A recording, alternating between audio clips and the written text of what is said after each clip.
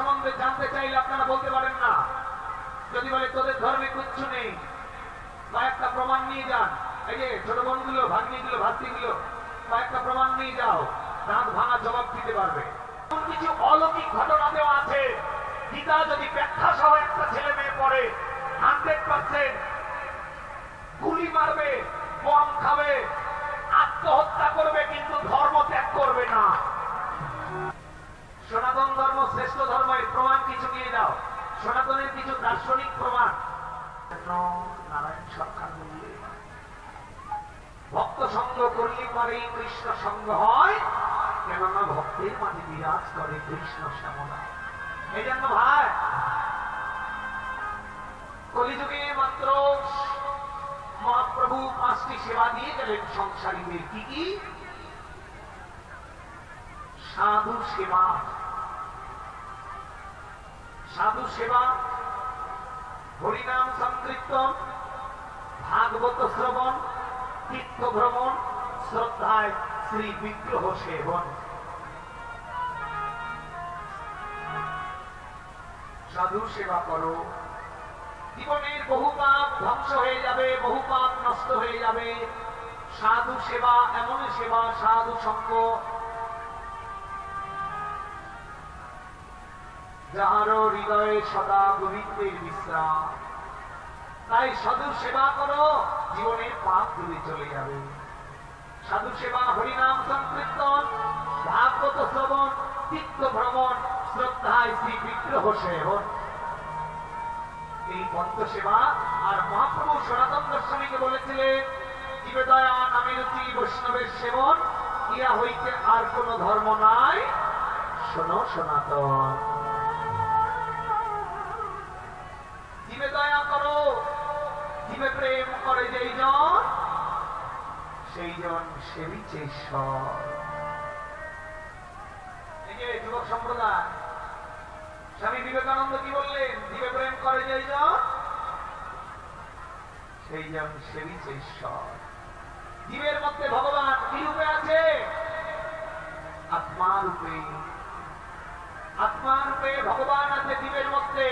তাই জীবকে ভালোবাসলে আমাকে ভালোবাসা হয়। জীবে দয়া নামে রুচি বৈষ্ণবের সেবা।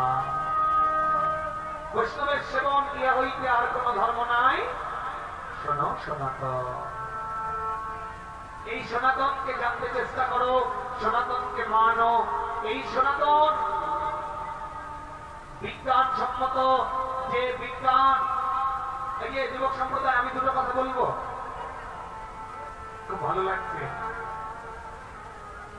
যদিও মেঘাচ্ছন্ন পরিবেশ পরিস্থিতির কারণে আপনাদের বসার জায়গা করে দিতে পারেনি, অনেক সুন্দর, অনেক কষ্ট করেছে তারা।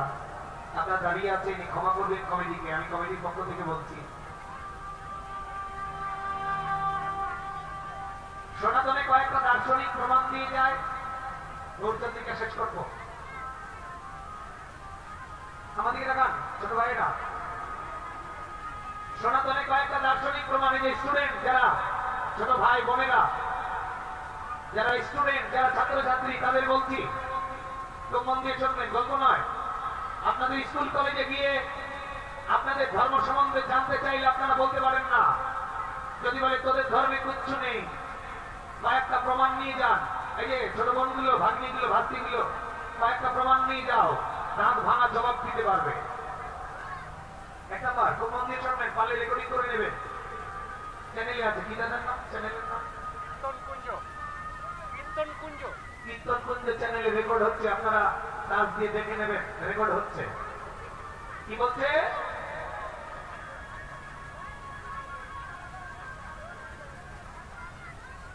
সনাতন ধর্মের কয়েকটা দার্শনিক প্রমাণ, অনেকগুলো দার্শনিক প্রমাণ আছে, তার মধ্যে কয়েকটা দিব, আপনাদের উপকার হবে যারা বিশেষ করে স্টুডেন্ট।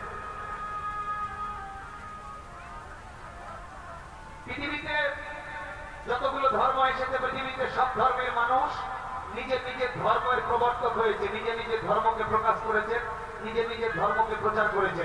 কিন্তু মহাপ্রভু একমাত্র পুরুষ, একমাত্র ভগবান, যিনি শুধু হিন্দু নয়, তিনি হিন্দু, মুসলিম, বৌদ্ধ, খ্রিস্টান, ইহুদি, জৈন, কীট পতঙ্গ, তরুলতা পৃথিবীর সমস্ত দেশের মানুষকে হরিনাম দিয়ে উদ্ধার করেছে, শুধু হিন্দুকে নয়।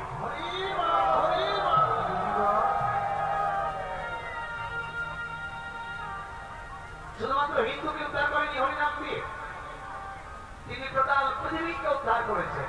এক, দুই,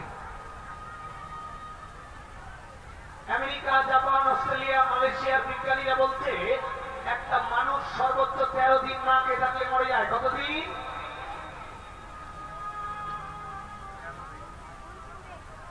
বৃন্দাবনে, জগন্নাথ ধামে, আদি বদ্রীনাথ, কেদারনাথ ধামে শও শও সাধু 15 দিন, 20 দিন, 25 দিন, 1 মাস ধরে না খেয়ে বসে আছে। আহার নেই, নিদ্রা নেই, ভয় নেই, মৈথুন নেই। বিজ্ঞানী বলছে 13 দিন না খেয়ে থাকলে মানুষ মরে যায়, কিন্তু মাসের পর মাস শুধু হরিনাম করে সনাতন ধর্মে বৃন্দাবনে বেঁচে আছে। এটাই সনাতন ধর্মের শ্রেষ্ঠ ধর্ম। স্টুডেন্ট, চ্যালেঞ্জ করো, আমার ধর্মে হাজার হাজার সাধু না খেয়ে বেঁচে আছে। পৃথিবীর কোন ধর্ম নেই যে না খেয়ে বেঁচে থাকতে ধর্মে দেখাতে পারবে না খেয়ে বেঁচে আছে।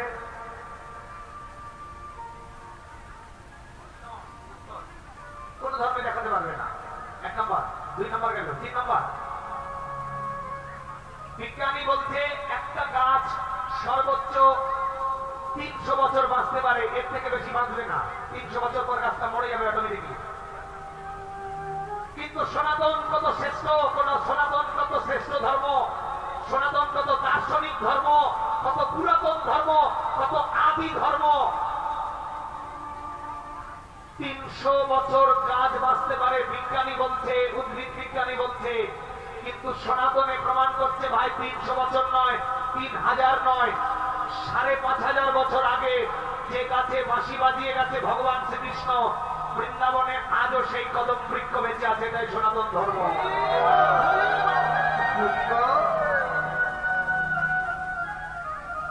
তোমাকে যদি বলে তোমার ধর্ম নেই, তোমার ধর্ম ছোট ধর্ম, তুমি চ্যালেঞ্জ করো।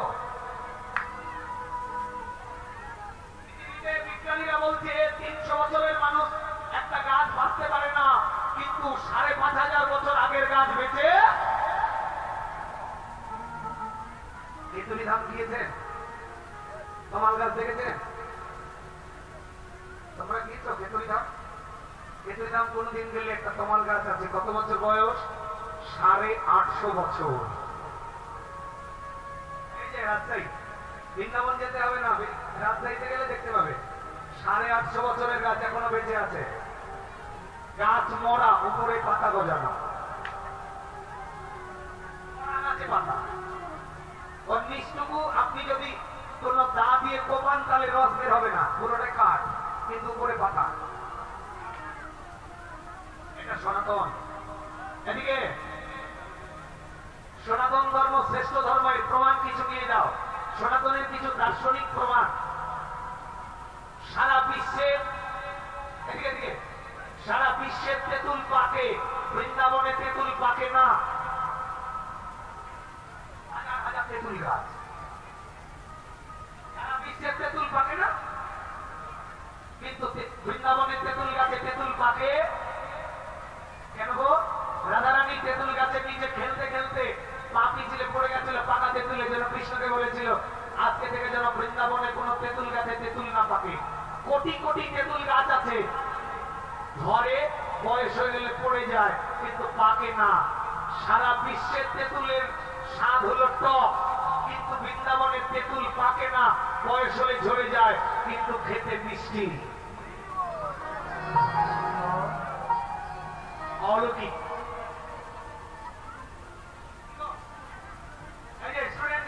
অলৌকিক নয়, শ্রেষ্ঠত্ব নয়, আমার ধর্ম শ্রেষ্ঠ নয়।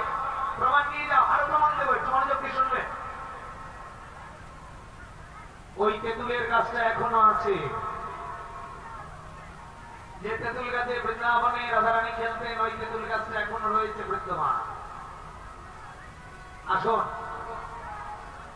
আজ থেকে 9 মাস পর, এদিকে স্টুডেন্ট, আজ থেকে 9 মাস পর চাঁদে গ্রহণ লাগবে।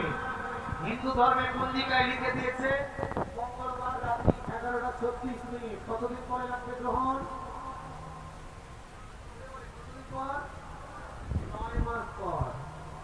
যিনি পঞ্জিকা লিখলেন 9 মাস পরে চাঁদের গ্রহণ লাগবে, এটা কি মিথ্যা হয়? 9 মাস পরে চাঁদের গ্রহণ লাগবে, মিথ্যা। কিবারে দিন লাগবে? মঙ্গলবার। কটার দিকে? 11:36। চাঁদে লাগবে গ্রহণ, 9 মাস আগে লিখে দিয়েছে। তাহলে যিনি পঞ্জিকা লিখলেন 9 মাস, চাঁদের খবর আগে পেয়ে গেল 9 মাস আগে। চাঁদ কেউ কাকাতো ভাই দিয়ে পাঠিয়েছে আগে খবর? কথা বলবেন? চাঁদ কেউ কাকাতো ভাই? তাহলে কি করে পেল? 9 মাস আগের খবর কি করে পেল পঞ্জিকার লিখক? সনাতন ধর্ম ব্যতীত কোন ধর্মে পঞ্জিকা আছে? কথা বলবেন? পঞ্জিকা আছে? সনাতন ব্যতীত কোন ধর্মে পঞ্জিকা আছে? নেই। হিন্দু ব্যতীত কোন ধর্মে পঞ্জিকা আছে? নেই। কেন লিখলেন কারণটা জেনে নেন। গীতার প্রথম অধ্যায়ের প্রথম শ্লোক আছে। গীতার প্রথম অধ্যায়ের প্রথম শ্লোক মেয়েদের মধ্যে কে একজন পারবে? হাত তুলো। লজ্জা দিচ্ছি না, অপমান করছি। এতগুলো স্টুডেন্ট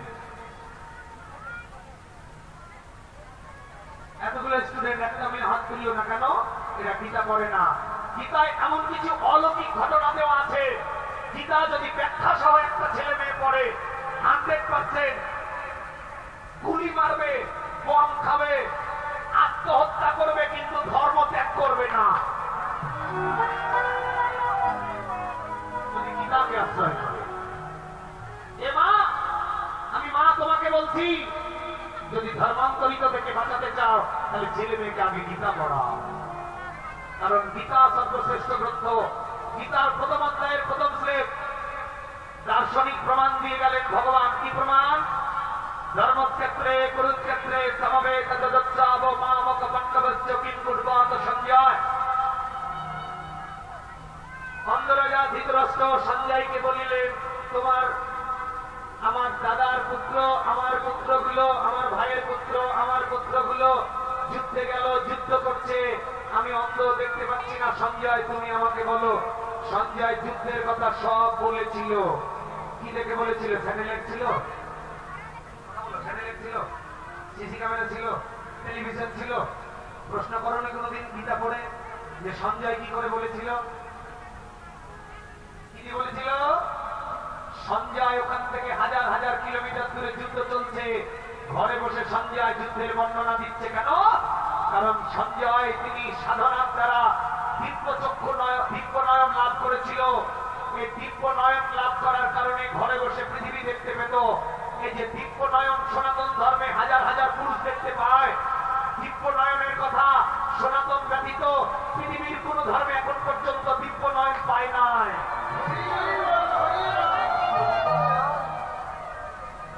কোন ইতিহাস আছে দিব্য নয়নের কথা?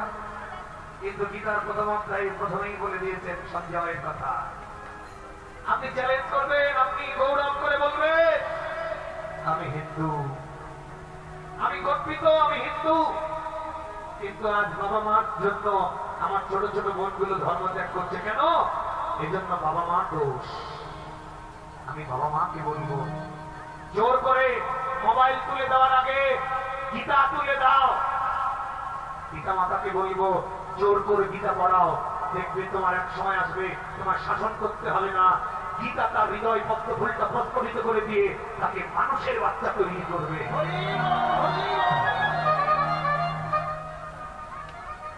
হাজার হাজার দার্শনিক প্রমাণ, গীতা, ভাগবত, চৈতন্য চরিতামৃতে সনাতন ধর্মকে হাজার হাজার। এই জন্য আমি কয়েকটা গ্রন্থের নাম বলে যাব, আমার স্টুডেন্ট ছোট ছোট ভাই বোনগুলো, ভাতৃগুলো পড়বেন। বলবো তো নামগুলো? রেকর্ডিং হচ্ছে, আপনারা শুনে নেবেন, রেকর্ড করে নেন। অমেয় নিমায় চরিত, মহাপ্রভুর সমস্ত জীবনী আছে, অনেক অলৌকিক ঘটনা আছে, আমি সবগুলো বলতে পারবো না, সময় কম, আরো পদ আছে। অমেয় নিমায় চরিত, লীলা পুরুষোত্তম ভগবান শ্রীকৃষ্ণ এই যে রাধা গোবিন্দকে প্রেমিক বানিয়ে দেয় অন্য ধর্মের মানুষ, তোমাকে বলে তোদের ভগবান তো প্রেম করছে, তুমি কিছু বলতে পারো না, কিন্তু প্রেমটা যে কি প্রেম করেছে এটা লীলা পুরুষোত্তম ভগবান শ্রীকৃষ্ণ গ্রন্থ বললে তুমি স্টুডেন্ট হিসেবে দাঁত ভাঙা জবাব দিতে পারবে। লীলা পুরুষোত্তম ভগবান শ্রীকৃষ্ণ অমিয় নিমায় চরিত, এই দুটো গ্রন্থ শ্রীমদ ভগবত গীতা আর প্রেম ভক্তি চন্দ্রিকা, বাবার সঙ্গে কেমন আচরণ করতে হবে, আমাদের আচরণগুলো নরোত্তম দাস ঠাকুর মহাশয় লিখে দিয়েছেন প্রেম ভক্তি চন্দ্রিকায়। এই চারটা গ্রন্থ আমি অনুরোধ করব প্রত্যেকটা পিতা মাতাকে, আমি অনুরোধ করব আমার সনাতনীকে, এই চারটা গ্রন্থ যেন অবশ্যই আপনি আপনার ছেলে মেয়েকে পড়াবেন জোর করে। এই জন্য সনাতনকে জানো, তাই মহাপ্রভুকে দর্শন করে কৃষ্ণপ্রিয়া বলছে সজনীরে, ব্রহ্মার পুত্র মদনের অহংকার চলে গেল, কিন্তু আমার অহংকার গেল না। আমি চাঁদকে দেখলাম মাটিতে আছড়ে পড়ে, গৌরকে দর্শন করে অহংকার চলে গেল। বলে হে রি সুধা করো,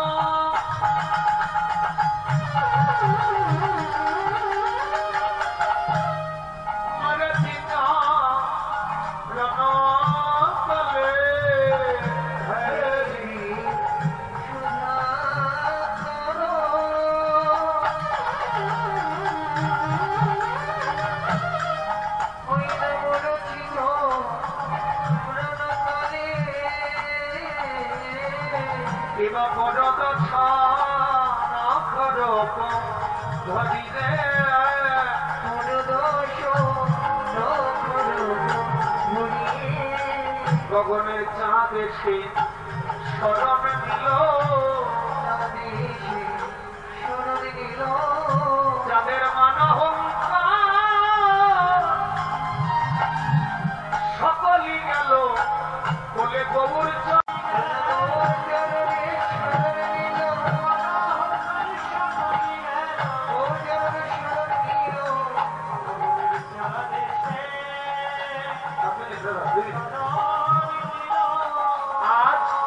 গগনের চাঁদ এসে শরণ নিয়েছে। সোনা এতদিন ভাবতো আমার বড় চকচকে রং, আগুনে দিলে পিঠ বর্ণ হয়ে গেল, সোনার অহংকার চলে গেল। মনে মনে সোনা ভাবলো চাঁদ যখন গৌর চরণে ঠাঁই নিয়েছে, এত বড় আলোদাতা, তাহলে আমি এত চকচকে রং নিয়ে লাভ কি? কারণ যারা গৌর সেবার মানুষ হবে তারা সোনা পড়বে না, তাই আমিও গৌর চরণে ঠাঁই নিব। তাই সুবর্ণ বর্ণ এরি নিজ কুবরণ,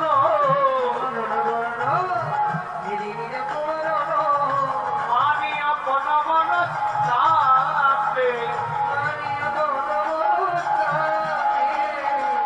যতন জানি ভজন সমস্ত রাইতে রে, ওইখান অনল সন্তাপে বলে এ জীবনে দাম কি আছে, দেহ গৌর সেবায় না লেগেছে, এ জীবনে দাম কি আছে।